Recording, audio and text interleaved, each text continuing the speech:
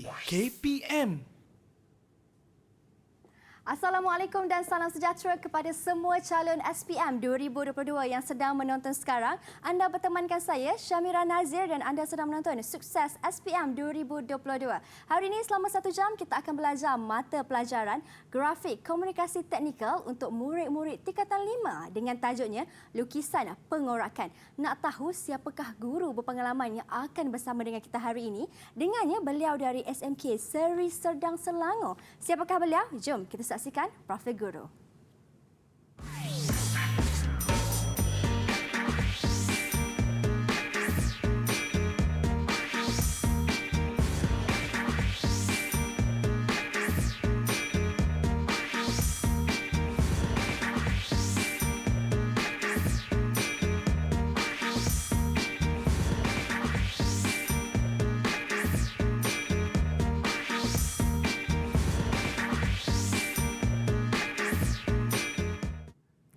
Di studio kita ada Cikgu Zaliza Muhammad. Assalamualaikum Cikgu. Apa khabar Cikgu? Khabar baik. Sihat Cikgu ya? Alhamdulillah. Oh, manis ni Cikgu, berbaju kurung hijau. Sama warna dengan saya hari ini Cikgu. Baik Cikgu, tak lupa juga di studio turut serta kita ada Cikgu Jurubahasa Isyarat, Cikgu Katie Lee Sing Kiat dari SK Pendidikan Khas Jalan Pil Kuala Lumpur. Terima kasih Cikgu Katie kerana bersama dengan kami pada hari ini. Dan Cikgu Zaliza, sebelum kita meneruskan sesi kelas kita pada hari ini Cikgu, saya pun bertemankan kawan-kawan baru saya di dalam talian. Ada 4 orang Cikgu ya? Ya, betul. Okey, anak murid Cikgu sendiri? Ya. Di manakah mereka? Assalamualaikum. Salam sejahtera kawan-kawan. Okey. Salam. Wah, ini dia calon-calon SPM semuanya. Okey. Boleh Cikgu perkenalkan mereka? Okeylah, dari tepi sana Fahmi. Okey, Leon Zian, Anar Mata Hai. dan Ahmad Nazif. Okey, selamat sejahtera semua. Selamat sejahtera. Selamat sejahtera cikgu. Okey, selamat sejahtera. Salam perkenalan diucapkan kepada kawan-kawan saya dari SMK Seri Indah Selangor. Ya, betul. Baik Cikgu, boleh Cikgu terangkan apa standard pembelajaran yang ingin dicapai pada hari ini? Silakan Cikgu. Baiklah, standard pembelajaran saya pada hari ini ada 3 semuanya. Okey, kita akan ukur pertama sekali ialah mengenal pasti konsep, jenis dan komponen lukisan pengorakan. Yang kedua, kemahiran menghasilkan lukisan pengorakan menggunakan kaedah selari. Dan yang ketiganya ialah kemahiran menghasilkan lukisan pengorakan menggunakan kaedah jejarian. Okey, pertama kita pergi kepada konsep lukisan pengorakan. Apa itu lukisan pengorakan? Okey, lukisan pengorakan ini merupakan satu permukaan yang melitupi sesuatu bongkah. Baik, pengorakan suatu objek merupakan satu bentuk permukaan yang dibentangkan secara rata di atas satu permukaan. Ya. Contohnya seperti kita ada tika yang bergulung, kita bentangkan di atas lantai. So keadaannya lepeh. Okey, corak bentangan ni mempunyai pelbagai bentuk yang menarik sekali. Okey, kita boleh lihat corak-corak yang kita akan pelajari seperti berikut. Bongkah-bongkah seperti piramid, prisma, bongkah kon dan juga bongkah peralihan. Okey, corak bentangan ini sebenarnya dibentuk di atas satu pengorakan. Ya, dia bentuk kemudian dia cantum semula menjadi suatu bongkah. Baik, kita pergi kepada pemahaman jenis lukisan pengorakan mengikut pengelasan bongkah. Okey, ada banyak kaedah untuk melukis lukisan ini. Okey, saya nak tanya Fahmi. Saya nak tanya overview balik apa yang kamu telah pelajari. Okey, boleh sebut tak kepada saya kaedah pengorakan itu? Silakan Fahmi. Tiga kaedah pengorakan ialah kaedah selari, kaedah jejarian dan kaedah penyegitigaan. Baik, terima kasih. Benar. Okey, ada 3 dan masing-masing itu mempunyai kumpulan bongkah yang tersendiri. Prisma dan silinder untuk kaedah selari. Okey, kaedah jejarian untuk piramid tegak dan kon tegak, manakala kaedah penyegitigaan adalah untuk piramid oblik, kon oblik dan bahagian peralihan. Okey, konsep pengorakan. Okey, untuk melukis lukisan pengorakan menggunakan kaedah selari ini, dia ada beberapa ciri, banyak cirinya. Saya nak tanya seseorang dekat sini. Berikan salah satu daripada ciri-cirinya. Okey, saya panggil Narmata. Boleh tak? Silakan, Narmata. Prisma cikgu permukaan sisi dan selari. Dan selari. Okey, cuba kita perhatikan. Betul tak jawapan daripada Narmata? Okey, ciri-ciri bongkah. Ya, betul. Prisma mempunyai permukaan sisi yang selari. Okey, silinder pula mempunyai permukaan sisi yang bulat.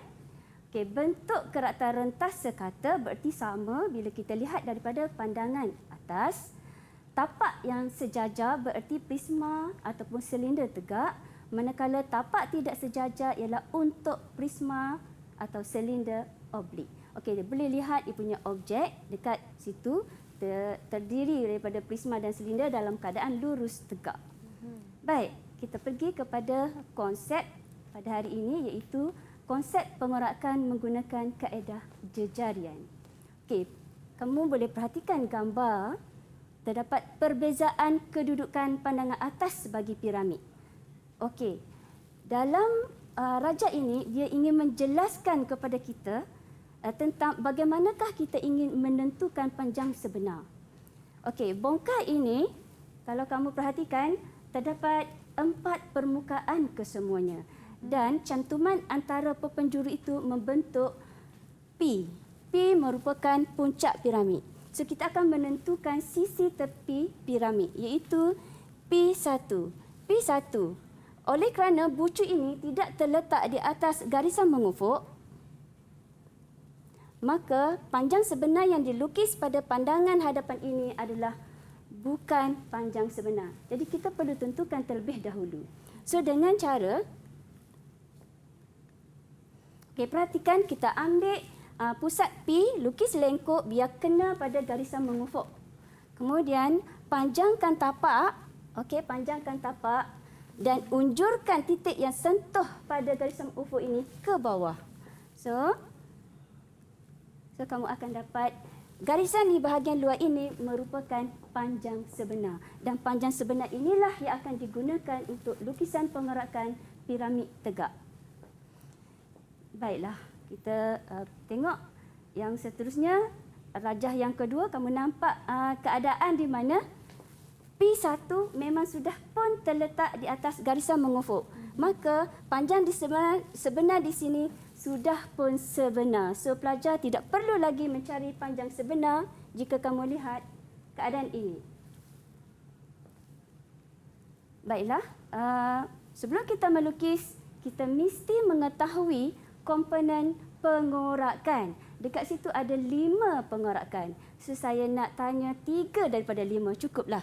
So saya boleh tanya siapa ya? Tadi Narmata dah kena, so Zian. Boleh sebut 3 tak? Garisan elemen, garisan lipatan dan kelim, cikgu. Okey, kita tengok betul ataupun salah.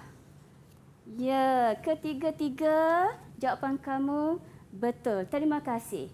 So ada 5 komponen pengorakan iaitu garisan elemen, iaitu garisan halus yang dilukis pada permukaan pengorakan, garisan bentangan, garisan lipatan, kelim. Kelim merupakan sisi cantuman dan last sekali ialah bentangan dalam.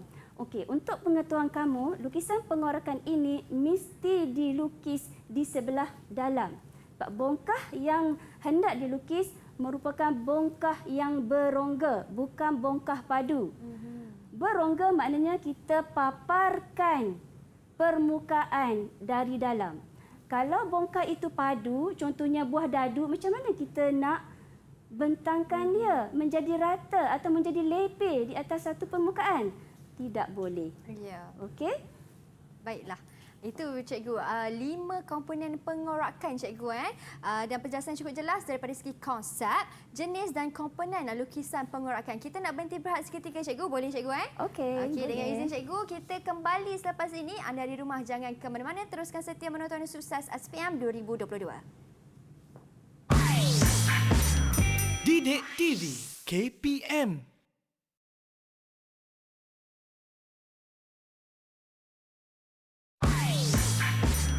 Didik TV KPM.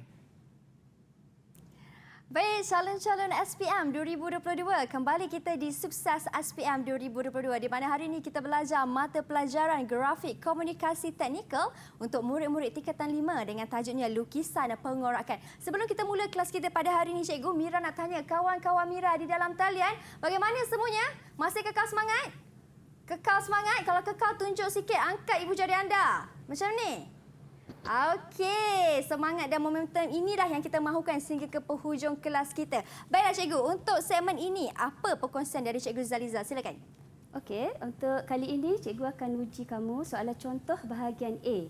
Okey, tengok soalan yang pertama. Rajah menunjukkan beberapa jenis bongkah.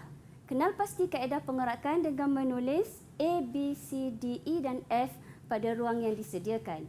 Okey, nampak ada 6 bongkah di sana. Okey, saya nak tahu siapa nak jawab soalan saya ni? Kat tangan. Angkat tangan. Siapa nak jawab? Siapa nak jawab soalan saya? Kat tangan. Leon Zian macam nak jawab cikgu. Ya. Silakan. Okey, silakan. Okey, silakan. Kaedah selari B dan F. Okey, B dan F. Kita tengok. Terima kasih. Betul. Seterusnya, kaedah jejarian. Kaedah jejarian C dan D. C dan D. Kita tengok dulu. Okey, terima kasih. Padu jawapan kamu. Dan yang terakhir, Kaedah penyegitigaan A dan E. A dan E. Ya, betul. Terima kasih. Okey, kita pergi ke soalan yang kedua. Okey. Soalan yang kedua menyentuh kaedah pengorakan. Tadi dia beri dalam bentuk rajah. Sekarang dia beri dalam bentuk jadual. Nama bongkah. Sekarang kamu perlu namakan kaedah pengorakan yang digunakan mengikut pengelasan bongkah. Baiklah. Jenis bongkah ada 3. Kaedah pengorakan pun ada 3 ruang dekat situ. Okey, siapa nak jawab? Okey. Saya tak mahu panggil sesiapa. Okey, silakan. Tersenyum manis pengawas sekolah kita. Okey, Fahmi. Silakan Fahmi. Untuk prisma terpenggal menggunakan kaedah selari, Okey. untuk kon oblik kaedah penyegitigaan dan Okey. silinder oblik kaedah selari. Okey, kita cek jawapan. Okey, betul kaedah selari untuk prisma terpenggal. Kon oblik kaedah penyegitigaan dan yang terakhir sekali ialah silinder oblik kaedah selari. Terima kasih. Alright. Soalan yang berikutnya. Okey, jadual menunjukkan pernyataan bagi komponen pengorakan. Lengkapkan jadual tersebut dengan menulis komponen pengorakan yang sesuai. Okey, yang pertama telah ada jawapannya. Okey, sekarang ini kamu dikendaki menjawab ketiga-tiga jawapan di ruangan yang disediakan. Okey, saya terpulang kepada kamu. Siapa nak jawab? Angkat tangan. Siapa ingin mencuba? Okey, Nazif. Ya, Nazif. Silakan. Untuk garisan yang dibina serenjang dengan sisi prisma dan silinder ialah garisan bentangan. Okey, teruskan. Kita cek last sekali. Garisan ilusi yang dilukis pada permukaan pengorakan ialah garisan animal. Alright, dan last. Dan garisan cantuman sisi objek ialah kelim. Kelim. Okey, kita semak jawapan Nazif. Garisan bentangan, betul. Ilusi, yes. Garisan elemen. Garisan cantuman sisi adalah kelim. Tahniah. Tanya. Tahniah.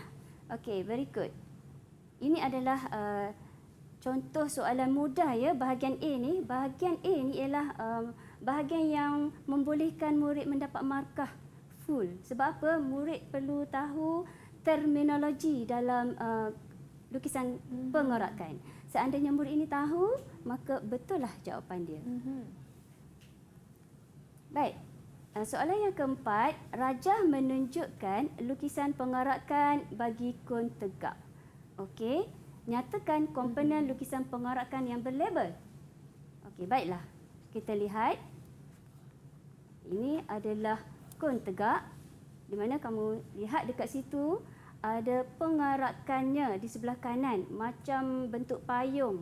Bukan, macam kipas lah. Macam kipas, cikgu. Macam kipas tangan. Alright. Okey, nyatakan komponen lukisan dengan menulis jawapan yang betul. Okey, ada 2 ruangan di situ. Okey, saya nak kamu volunteer. Siapa yang kena pada hari ini? Silakan. Kat tangan dulu. Okey, siapa nak jawab P? P itu apa? Narmata, nak cuba? Yes, boleh? Silakan Narmata. Okey, P. P ialah garisan elemen and Q ialah kelim. Ya, kita lihat dulu. Ya, P adalah garisan elemen, manakala Q adalah kelim. Baiklah. Ya, kalau kamu lihat ya, garisan elemen tu ia berada di dalam lukisan pengorakan. Dia betul-betul berada di dalam dan dilukis nipis kat situ ya. Dilukis nipis dengan keadaan gradenya ialah cerah dan nipis. So ia adalah garisan binaan, bukan objek. Ya. Okey. Dia dilukis nipis kerana ia merupakan garisan ilusi ke cikgu? Ya, benar. Garisan ilusi yang nampak macam tak nampak macam tu. Okey. Kalau kita lukis objek, maknanya dia hitam. Bila hitam, ia dah tak betul lah. Betul. Bukan ilusi lah. Baik, cikgu. Dan kalau jawapan Q kelim pula, adakah betul cikgu? Ya, kelim ni adalah permukaan ataupun garisan yang pertama. Garisan yang pertama dilukis pada bentangan dan garisan yang terakhir. Ya. Itu adalah kelim. Sebab kelim ni ialah sisi cantuman. Kan bongkah dibentukkan di atas permukaan logam. Dia lipat, dia bentukkan, dia cantum semula dekat bahagian sisi cantuman. Ya. Baik. Soalan yang kelima. Okey, dekat sini ada pengorakan bagi prisma terpenggal lurus. Nyatakan komponen lukisan pengorakan yang berlabel. Okey, P, Q dan R. Okey, siapa nak cuba dulu? Siapa nak cuba? Lon Zian. Tak Okey, dengar lagi suaranya. Zian. Silakan Okey. Zian. P garisan bentangan, Q kelim dan R garisan lipatan. Okey, kita tengok betul ataupun salah.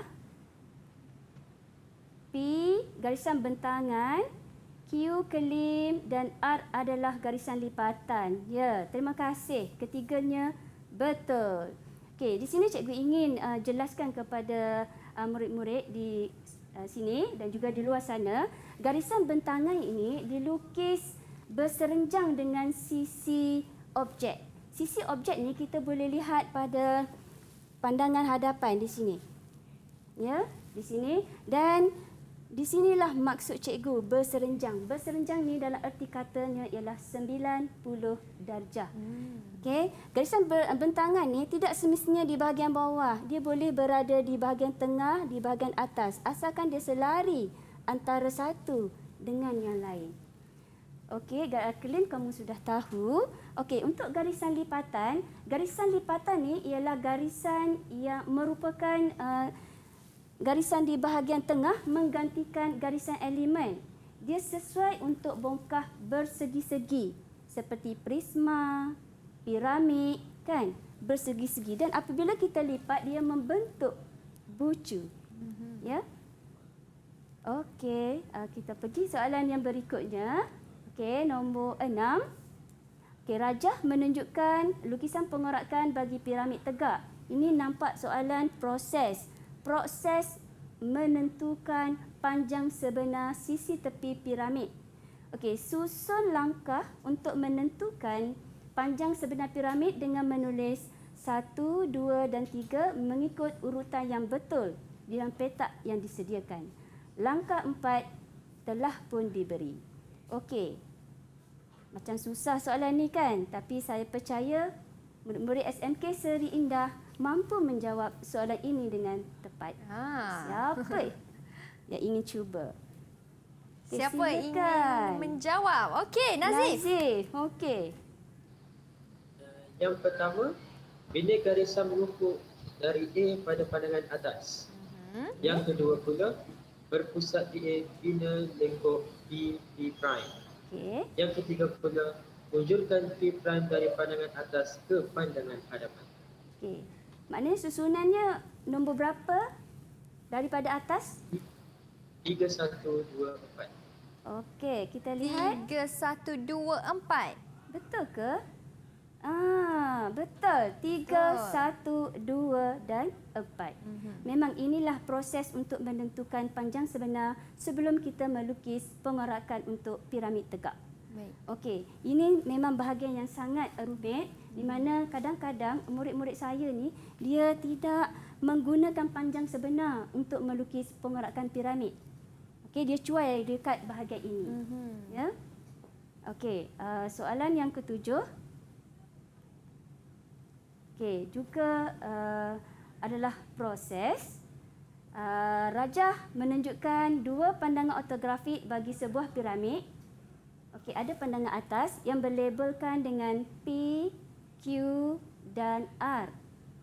Manakala pandangan hadapan yang berlabel S dan T.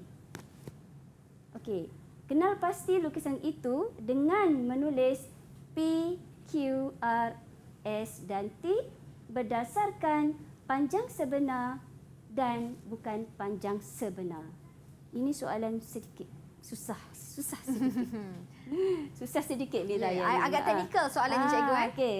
Kadang murid silap menulis jawapan sebab panjang sebenar tak tahu yang mana satu panjang sebenar.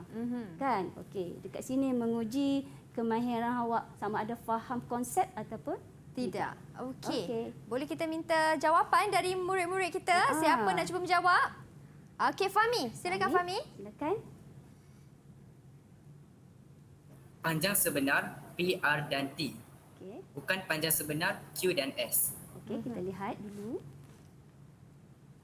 Yes. Panjang sebenar P, R dan T. Okey, bukan panjang sebenar Q dan S. Okey. Ketika kita menggunakan ukuran ini untuk pengorakan piramid tegak, kita akan mengambil tapak. Ini adalah tapak sebuah piramid yang berbentuk segi empat tepat. Okey, garisan ini adalah ukuran sebenar. R juga adalah ukuran sebenar yang akan dipindahkan kepada lukisan pengorakan nanti. Dan manakala panjang T ini merupakan sisi tepi piramid yang sebenar.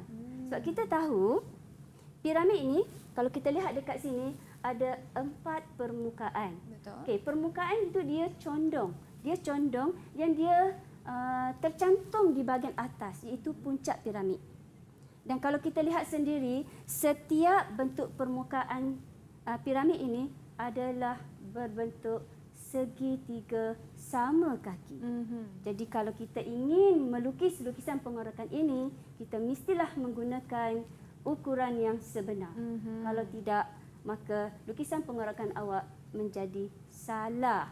Okey. Jadi itu keyword ataupun kata kunci dari Cikgu Zaliza bagaimana untuk anda dapat menjawab soalan yang agak teknikal inilah, agak sukar Cikgu agak tinggi arasnya. Tetapi kalau dengan kefahaman bagaimana cara untuk trik ataupun jawab soalan itu, pastinya murid-murid dapat menjawab. Dan kita akan berhenti berehat seketika Cikgu kerana selepas ini ada lagi Cikgu nak kongsikan tips yang lain pula bagaimana untuk menjawab soalan teori. Kita berhenti berehat seketika, kita kembali selepas ini hanya di Sukses SPM 2022. Didik TV KPM.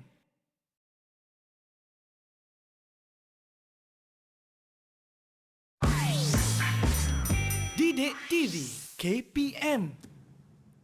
Kembali kita dalam Sukses SPM 2022.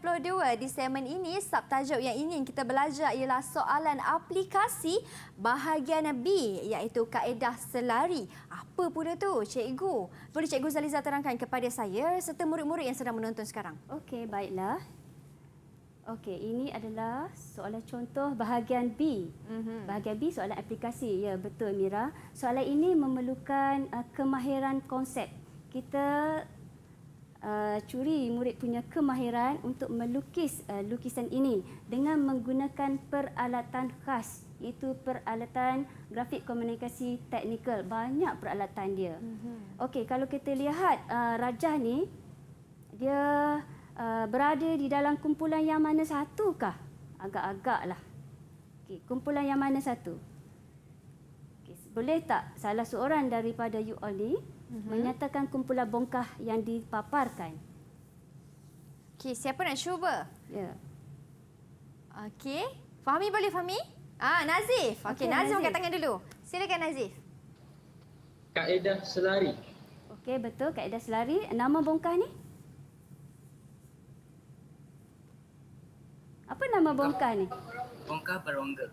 Ya, bongkah berongga, betul. Kawan yang tolong ya. Okey, bongkah betul. berongga, betul. Tahniah. Okey, ini adalah bongkah berongga bagi sebuah silinder yang terpenggal lurus.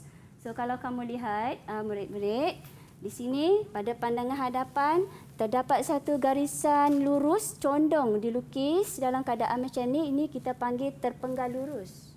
Okey, terpenggal lurus.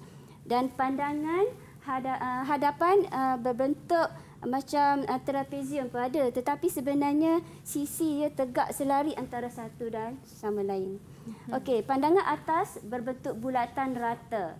Okey, bila kamu nampak gambar seperti ini, tapak berbentuk bulatan yang boleh dilihat daripada pandangan atas, mula-mula kita perlu membahagikan bulatan ini kepada 12 bahagian yang sama. Okey, untuk membahagikan kepada 12 bahagian yang sama, kita tahu secara teknikalnya nak bahagi kepada 12 bahagian menggunakan peralatan tidak semudah itu sebenarnya. Kita kena tahu sudut terlebih dahulu dalam bulatan penuh. Berapakah sudut dalam bulatan penuh? Berapa? Berapa jumlah sudut dalam bulatan penuh? Berapa? Berapa? Kalau tadi nak jawab, saya nak cuba jawab. Kalau tak nak jawab, boleh Mira jawab. Boleh cuba cikgu, boleh cikgu? Boleh cuba. 360 darjah cikgu. Ya, pandai Mira. Memang Okey. 360 darjah. So saya ingin membahagikan kepada 12 bahagian, bererti 360 darjah bahagikan kepada 12 bahagian, so akan dapat 30 darjah. Okey, 30 darjah terdapat pada salah satu daripada peralatan awak. So, kita gunakan sesiku set yang muncungnya halus ataupun tirus. Okey, kita tengok macam mana pandangan atas ini dibahagikan kepada 12. Okey. Okey. Kepada 12 bahagian kesemuanya. Okey, first kita tengok kepada komponen pengorakan. Kan tadi kita belajar ada 5 komponen. Okey, komponen yang terdapat pada pandangan atas adalah kelim. Kelim adalah sisi cantuman yang mula-mula sekali kita lukis. Okey, selepas itu nombor 1 yang dilabelkan pada Rajah merupakan garisan elemen. Okey, dilukis mengikut pusingan arah jam. Okey, kita label pun ikut nombor yang menaik. Selepas K, kita start dengan nombor 1. Okey, dan penghabisan kembali kepada K. Baiklah. Okey, langkah yang seterusnya ialah melukis garisan bentangan. Okey, garisan bentangan ni adalah garisan yang berserenjang dengan sisi objek. Okey, ini yang dimaksudkan serenjang. Ni sisi objek. Okey. Okey, dilukis di bahagian tapak dan bahagian atas. Selari antara satu sama lain. Baik. Kemudian, sediakan gap yang sesuai antara pandangan hadapan dengan garisan yang pertama. Gap dia adalah bebas, ikut kesesuaian. Okey, tidak ditetapkan berapa cm. Baik, kita lukis terlebih dahulu garisan yang pertama, iaitu serenjang. Kemudian, dengan mengambil jarak K1 dan 1, 2 tu sama. So, kita ambil satu je jarak K1, kemudian tandakan pada garisan bentangan seperti ini. Sebanyak 12 bahagian. Susun nombor mengikut turutan. Okey, kita perlu melabelkan setiap yang bertanda ini. Bertujuan bagi memastikan dia punya ketinggian yang kita perolehi nanti tepat. Tepat. Ini adalah nombor rujukan. Okey. Okey, so kamu lukis garisan serenjang pula pada garisan bentangan seperti ini. Dilukis nipis. Baik. Kita tengok langkah yang berikut. Start pada K kan tadi, garisan yang pertama. Okey, kita unjurkan dari point K ke pandangan hadapan dan sentuh pada K. K itu adalah ketinggian sisi kelim. Ketinggian dia. Dan ketinggian ini kita akan unjurkan pula ke lukisan bentangan yang selari dengan garisan bentangan. Dan kita cari ketinggian. Okey, kita cari ketinggian. So, kita boleh tandakan dengan small mark ataupun pangkah kecil. Kalau tak nak pangkah kecil pun tak apa. Yang penting kamu tahu itu kedudukan dia. Baik. Kemudian kita ikut pusingan arah jam kan. Jadi kita ikut nombor 1. Nombor 1 diunjurkan ke bawah. Kita perhatikan 1 dan 11 dia sejajar. Maknanya ketinggian nombor 1 dan 11 sama tinggi. So kamu boleh lihat ketinggian dia pada garisan yang terpenggal. Di sini. Okey, di sini. So kita selarikan dan cari titik nombor 1. Kita buat ikut step yang betul. Nombor 1 dulu. Nombor 11 kemudian. Nanti kita akan tarik di sebelah kanan. Baiklah, nombor 2 dan nombor 10 sama tinggi. Begitulah langkah kita ikut ataupun kita ulang dari langkah yang sebelumnya. Dapat titik, tandakan. Ya. Kemudian nombor 3 dan nombor 9 sama tinggi. Okey, unjurkan ke garisan bentangan. Tandakan titik persilangan nombor 3. Nombor 4 dan 8 sama tinggi. Okey. Kamu dapat titik nombor 4. Kemudian nombor 5 dan 7. Kamu selarikan cari nombor 5. Jangan cari nombor 6. Sebab nombor 6 ketinggian dia di sebelah kanan sekali ni. Iaitu full height, tinggi yang penuh. So, nombor 6, kedudukannya yang teratas sekali. Okey, so keadaan titik itu seolah-olah macam mendaki bukit. Betul? Daripada rendah ke tempat tinggi. Ada flow yang landai kalau kita lihat dekat situ. Okey, kemudian kita nak menuruni balik. So, kita lihat nombor-nombor yang di bahagian tapak ni sebagai rujukan murid-murid. Okey, 5 dan 7. Okey, kita tarik satu persatu daripada tinggi ke rendah. Alright, kita sambungkan nombor 5. Kita tarik pergi cari titik nombor 7. Dan seterusnya sama, kita ulang balik proses. Okey, sehinggalah selesai iaitu kembali kepada titik K iaitu claim. Sebab claim fungsinya ialah sisi cantuman. Kita cantum balik seolah-olah macam kita pakai baju. Butang dekat depan ni kita buka, kita bentang di atas lantai. Bila kita cantum balik, sisi itu akan bertemu. So pastikan dia punya ketinggian K di bahagian hadapan ini akan sama dengan bahagian belakang. Okey? Itu dia. Dan akhir sekali, gunakan peralatan yang betul untuk melukis garisan objek. Okey, pekatkan atau hitamkan. Okey, maknanya kita hitam dan kita tebalkan sebab ini adalah garisan objek. Okey, di bahagian dalam ni jangan dihitamkan pula. Sebab dalam ni adalah garisan apa ya dalam ni? Cikgu nak tanya. Garisan ni kenapa kita tak perlu hitamkan ni yang berserenjang ni? Kenapa kita tak boleh hitamkan dia? Kenapa tu? Kenapa Siapa ingin cuba untuk menjawab? Kenapa tak boleh hitamkan? Silakan Fahmi. Cikgu nak tahu ni. Kerana itu garisan binaan. Ya, sebab ia adalah garisan binaan dan dia berfungsi sebagai garisan elemen. Ya, garisan ilusi cikgu Garisan ilusi, ya betul. Okey. Yang tak nampak, Betul. tapi ada. Okey, dia memang sesuai untuk bentuk bulat. Ia punya pandangan atas tu bentuk bulat. Okey. Okey, seterusnya kita tengok soalan ini. Kalau kamu lihat adalah gabungan antara separuh silinder dan prisma. Okey, prisma yang bertapak heksagon. Okey, maknanya dia separuh-separuh lah, dia join dekat tengah-tengah. Okey, sebelum kita melukis, kita lihat dulu komponen K iaitu kelim. Kali ini kelim berada di sebelah kanan. Okey. Bila bergabung macam ni, mungkin ada sedikit kekeliruan lah. Alright, kita lihat.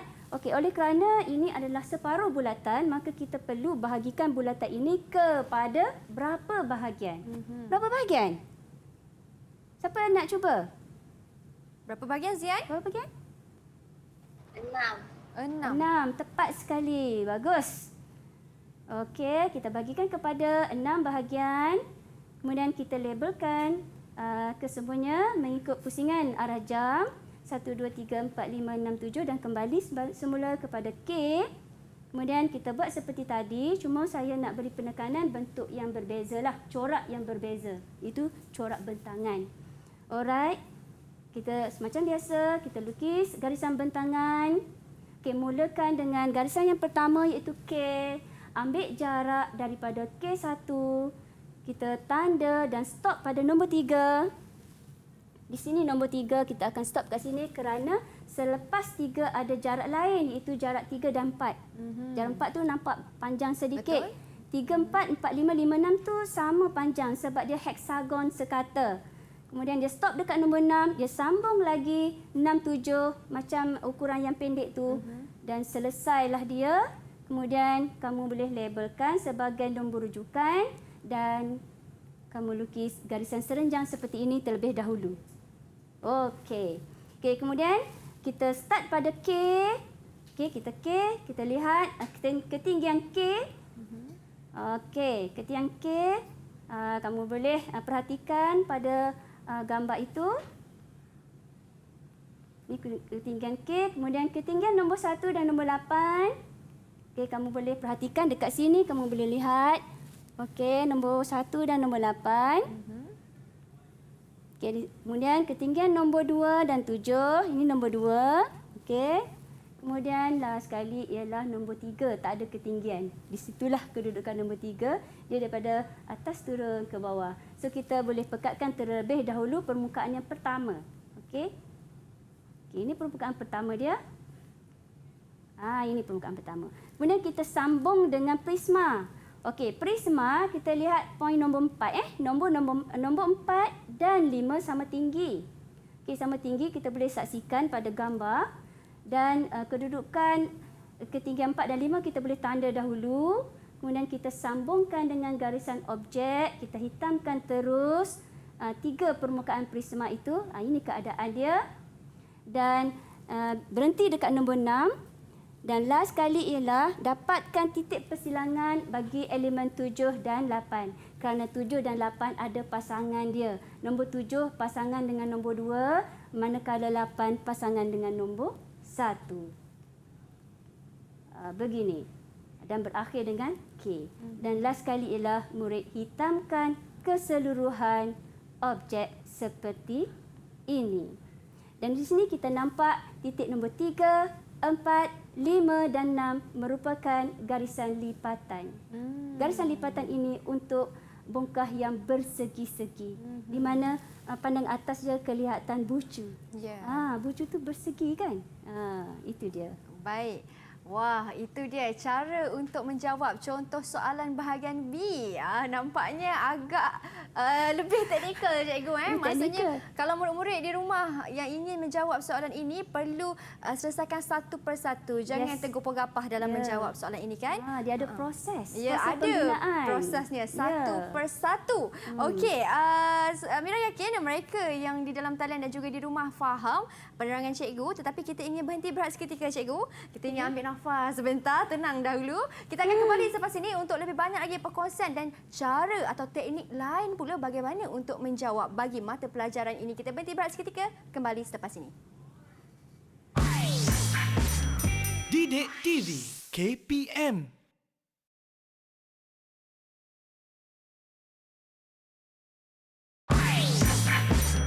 Didik TV KPM. Baik, kembali kita di Sukses SPM 2022. Banyak dah cikgu terangkan tadi dan sekarang ini di segmen berikutnya kita ada soalan aplikasi bahagian B, tetapi kaedah apa pula? Jom kita tanya Cikgu Zaliza. Silakan cikgu. Baiklah, kita pergi soalan bahagian B.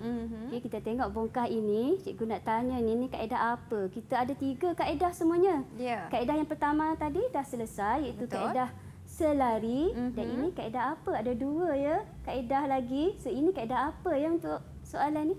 Okay, siapa nak jawab? Siapa nak jawab kaedah apa ni? Okey, Narmata. Okey. Ya, kaedah apa? jejarian cikgu. Kaedah jejarian. Okey, cemerlang. Okey, Narmata. Yes, betul. Baiklah, kita lihat pada pandangan atas merupakan heksagon sekata. Okey, heksagon sekata ni dia mempunyai 6 permukaan. Okey, kita tengok 6 permukaan pada asasnya dan sebelum terpotong. Okey, kita lihat pandangan atas telah pun dipotong, iaitu K, kita tengok KLMCNO dilabelkan. So kita boleh lihat dia punya ketinggian pada pandangan hadapan itu KLONM adalah sama tinggi. Sebab apa dia dipotong lepeh? Manakala C berbeza. Kemudian kita tengok pada bahagian tapak ada terpenggal sedikit, iaitu pada bahagian K, A dan B. Dan masing-masing berbeza saiz dia. Okey, kita lihat sebelum kita lukis kaedah jejarian ini, kita lihat apakah langkah yang perlu kita buat yang pertama. Okey, kita labelkan dengan nombor sebab ada 6 bucu kesemuanya. So kita labelkan 1, 2, 3. Start dia ialah pada K. Okey, kemudian kita lukiskan garisan unjuran ke pandangan hadapan. Kita tentukan titik nombor 1, bucu yang pertama. Begitulah seterusnya dapat bucu nombor 2. Okey, nombor 2 dan nombor 6 tu sama ya, sebab dia heksagon sekata. 3 dan 5 sama dan nombor 4 di situlah ya. Okey, kemudian kita tahu bahawasanya piramid ini ada puncak. Puncak itu mewakili pusat. Okey, ini puncak. Dia mewakili pusat. So kita nak guna kaedah jejarian. Bila jejarian melibatkan pusat dan dia ada jejari. So jejarinya ialah kita ambil panjang ataupun sisi tepi piramid ini. Okey, kita ambil sisi tepi piramid, kita gunakan jejarinya untuk dilukiskan seperti ini. Okey. Ini kita panggil jejari bentangan. Alright.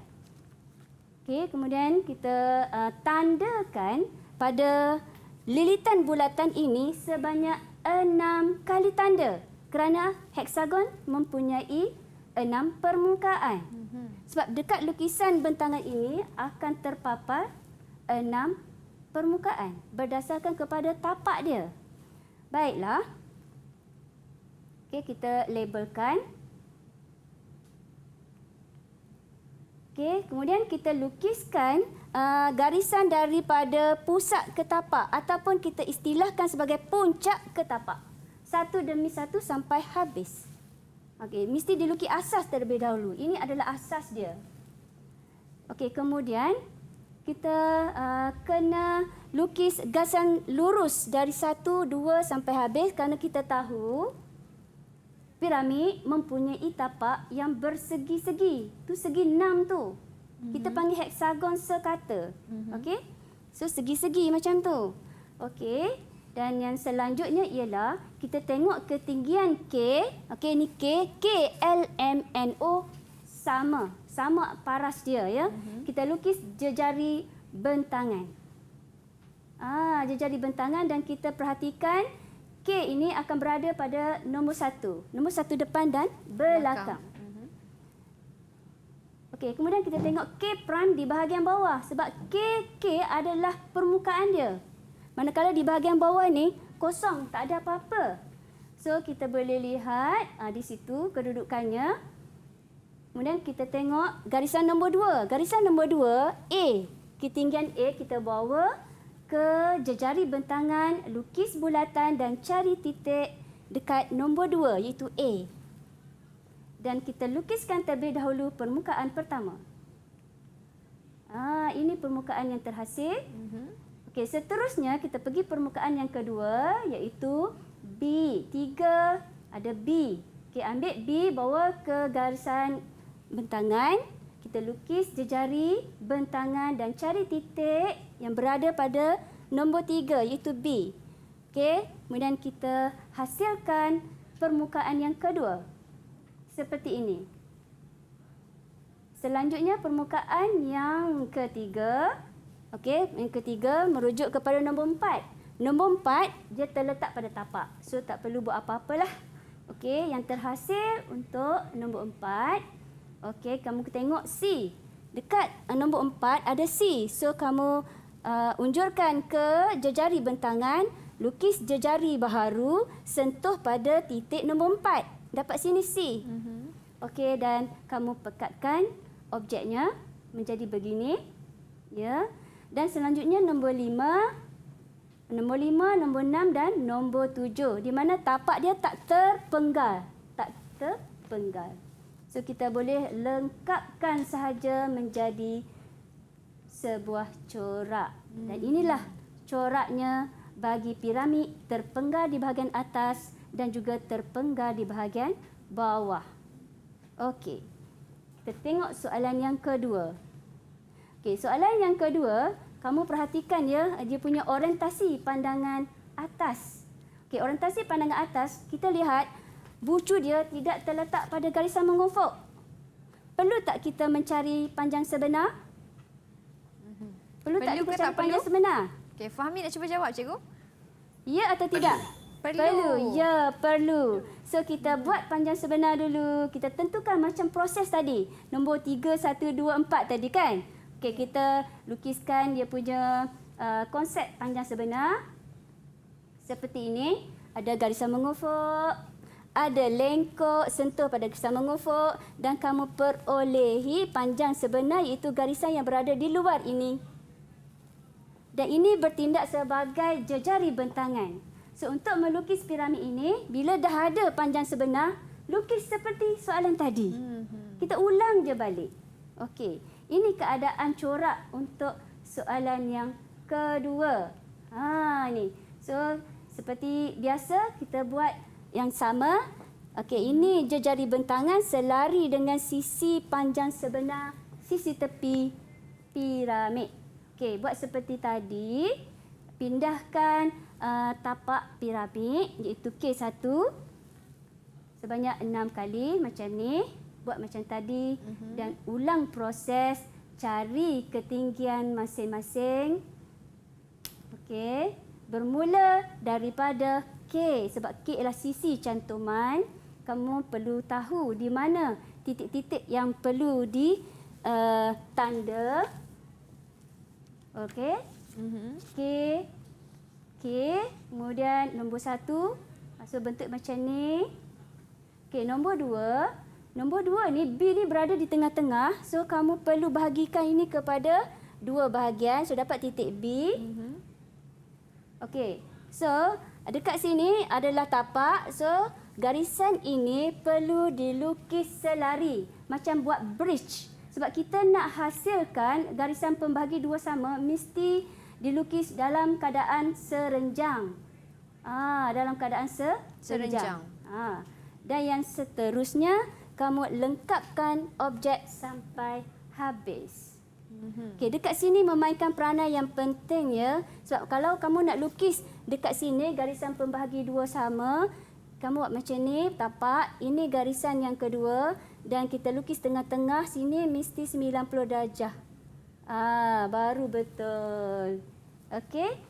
Dan seterusnya boleh lengkapkan permukaan yang seterusnya berdasarkan kepada pandangan atas. Ya. Okey. Okey, nombor 3. Kamu lihat. Nombor 4. Okey, nombor 4. Ketinggian A sini. Kamu boleh dapat ketinggian dekat sini. Baik. Then, kamu boleh lengkapkan sekaligus sebab di sini sekata. Okey, ini adalah permukaan yang terhasil daripada objek yang dipaparkan. Baik, sebagai rumusan untuk hari ini, marilah kita tengok. Ini adalah sama kaedah dia ya. Sama kaedah, so pelajar boleh meneruskan melukis di rumah di mana panjang sebenar adalah panjang sebenar yang terdapat pada pandangan hadapan. Baik, cikgu. Wow. Baiklah, okey, kita tengok ya dia punya bentuk. Okey, last. Okey, rumusan ya. Kita tengok rumusan. Sebelum kamu melukis, pertama sekali kamu kena kenal dan tahu iaitu konsep jenis dan komponen. Kemudian kamu lihat jenis bongkar apa, analisi apa aplikasi kaedah yang terbaik sekali. Ada 3 tadi, pilih 1. Okey, lepas kamu pilih kaedah, maka hasillah lukisan kamu dengan sistematik supaya hasilnya nanti menjadi betul, tepat, jitu dan bermutu. Ya. So, itulah sahaja pada hari ini untuk murid-murid saya. Semoga kamu dapat melukis lukisan pengorakan ini dengan cemerlang. Wah, itu dia cikgu. Bukan biasa-biasa penerangan cikgu pada hari ini. Mempunyai pengalaman hampir 25 tahun cikgu Zaliza mengajar dan cikgu kongsikan ilmu cikgu pada segmen ini diharapkan memberi manfaat kepada semua murid yang menonton yang berada di dalam talian maupun yang berada di rumah. Yang di dalam talian bagaimana? Okey semua, saya dengar suara sebelum kita akhiri kelas kita pada hari ini. Okey semua ceria kekal. Okey, alhamdulillah faham semuanya. Okey, terima kasih kerana memberi kerjasama yang sangat baik. Terima kasih juga kepada semua kawan-kawan di rumah yang menonton sehingga ke penghujungnya. Ada rezeki insya-Allah kita jumpa lagi. Terus setia menonton dan sukses SPM 2022 dan semoga kejayaan milik anda. Saya Syamira Nazir. Assalamualaikum dan salam sejahtera.